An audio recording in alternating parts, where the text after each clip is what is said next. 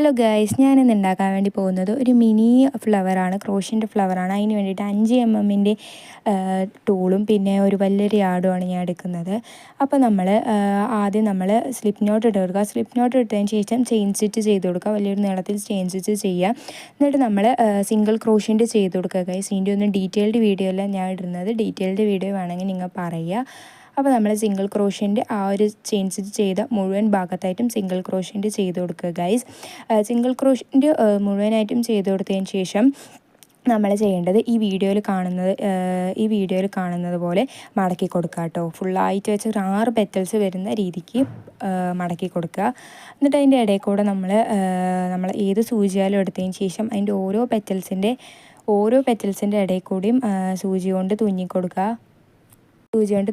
Guys. എല്ലാത്തിൻ്റെ ഇടയിൽ കൂടെ തുന്നണം, അല്ലെങ്കിൽ നമ്മുടെ പൂവിൻ്റെ ആ ഒരു ഭംഗി പോവും ഗൈസ്, അല്ലെങ്കിൽ അതിൻ്റെ ആ ഒരു പെർഫെക്ഷൻ പോവും.